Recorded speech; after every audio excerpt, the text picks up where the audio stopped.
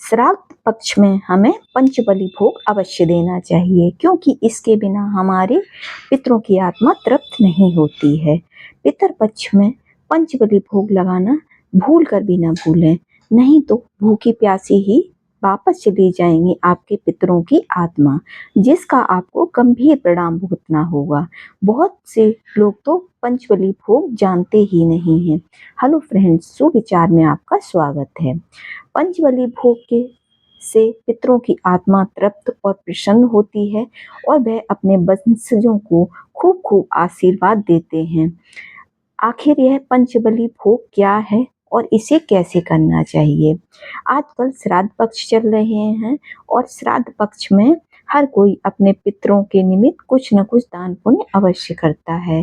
पितृ पक्ष में सभी अपने पितरों के निमित्त कुछ श्राद्ध कर्म भी करते हैं और कुछ लोग दान पुण्य भी करते हैं।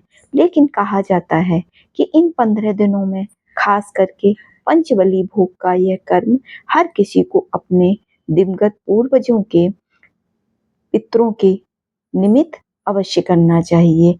ऐसी मान्यता है कि पंचबली के भोग से पितरों की आत्मा तृप्त और प्रसन्न होकर अपने वंशजों को खूब आशीर्वाद देती है, जिससे हमारे घर परिवार में खुशहाली रहती है। कहते हैं कि जिस घर में पितृ अप्रसन्न रहते हैं उस घर में कभी भी सुख समृद्धि का वास नहीं होता है, वहां पर हमेशा दुख दरिद्रता बनी रहती है। इसलिए हमें अपने पितरों का आशीर्वाद अवश्य लेना चाहिए।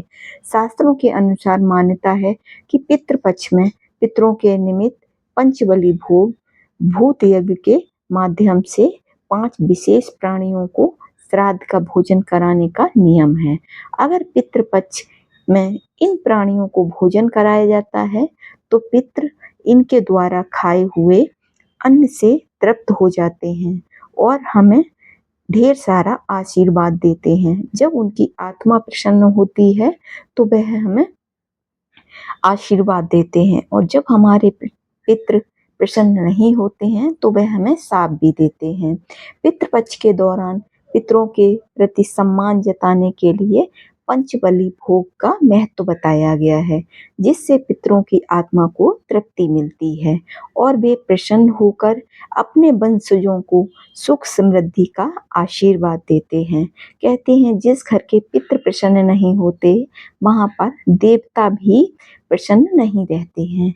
यह 5 जीव हैं: गाय, कुत्ता, कौवा, चींटी और देवता को अगर भोजन करा दिया जाता है तो यह पंचबली भोग कहलाता है और माना जाता है कि इसके बिना पितृ असंतुष्ट लौट जाते हैं। इसलिए पंचबली भोग श्राद्ध कर्म का एक अभिन्न अंग माना गया है। अगर आप भी अपने पितरों के निमित्त कुछ करना चाहते हैं तो पंचबली भोग अवश्य दें। पंचबली का भोग का महत्व बहुत ही महत्वपूर्ण बताया गया है। पितरों की तृप्ति, पंचबली भोग से पितरों की आत्माएं तृप्त होती हैं और उन्हें शांति मिलती है, और जब हमारे पितरों की आत्मा को शांति मिलती है तो वह अपने वंशजों को आशीर्वाद देते हैं, दीर्घायु का वरदान देते हैं, साथ ही साथ अपने परिवार को फलने फूलने का आशीर्वाद देते हैं। तृप्त अपने वंशजों को सुख समृद्धि प्रदान करते हैं और खुश होकर पितृलोक लौट जाते हैं। श्राद्ध की पूर्णता पंचबली भोग के बिना श्राद्ध अधूरा माना जाता है और इसके न करने पर पितर नाराज होकर भूखे भी लौट सकते हैं। अगर आप भी पितृ पक्ष में पंचबली भोग नहीं देते हैं तो सावधान हो जाएं। इस पितर पक्ष में अपने पितरों को पंचबली भोग अवश्य दें। 5 तत्वों का प्रतीक है पंचबली भोग।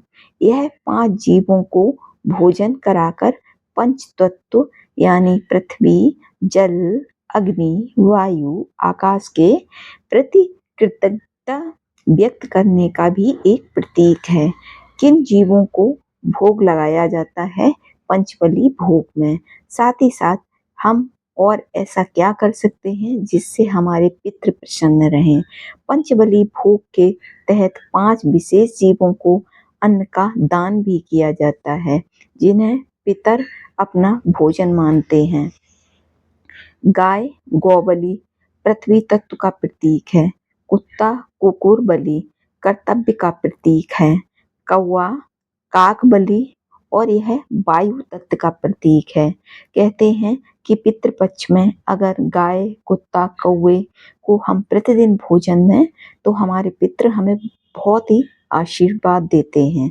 नंबर 4 चींटी पीपली काली बलि श्रम और सामूहिकता का प्रतीक है। चींटी देवता देव बलि आकाश तत्व का प्रतीक है, जिसे या तो जल में प्रवाहित किया जाता है या फिर यह गाय को दिया जाता है। ऐसा करने से हमारे घर में जो भी दुख दारिद्रता है वह नष्ट हो जाती है। पंचबली भोग कैसे करें? श्राद्ध के दिन बनाए गए भोजन से 5 छोटे छोटे हिस्से अलग अलग निकालें। अगर हो सके तो आप पत्तल ले लें और पत्तल पर 5 जगह अलग अलग 5 भोजन के हिस्से बनाएं।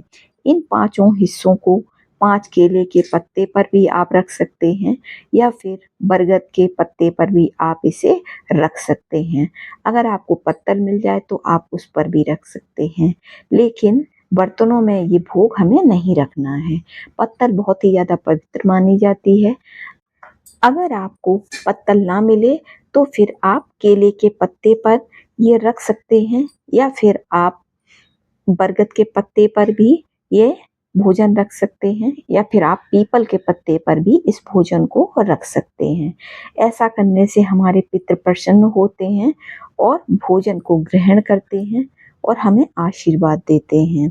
अगर हम सिर्फ पितृ पक्ष में 15 दिन तक इस कार्य को कर लेते हैं तो हमारे जीवन से सभी समस्याएं दूर हो जाती हैं, हमारे घर में सुख समृद्धि का वास होता है।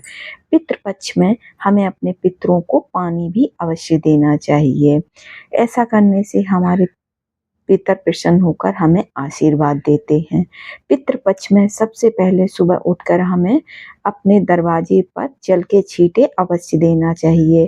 कहते हैं कि हमारे पितृ रात में हमारे द्वार पर आकर जल की याचना करते हैं और जब हम सुबह छींटे देते हैं तो वह बहुत ही ज़्यादा प्रसन्न होते हैं और हमें बहुत सारा आशीर्वाद देकर जाते हैं। तो इस पितृपक्ष में इन कामों को जरूर करें और देखें आपके घर में कितनी ज़्यादा सुख और समृद्धि आती है। वीडियो पसंद आया हो तो प्लीज़ चैनल को लाइक करें, सब्सक्राइब करें और ज़्यादा से ज़्यादा शेयर करें। तो मिलते हैं इसी तरह की नेक्स्ट वीडियो में। राधे राधे।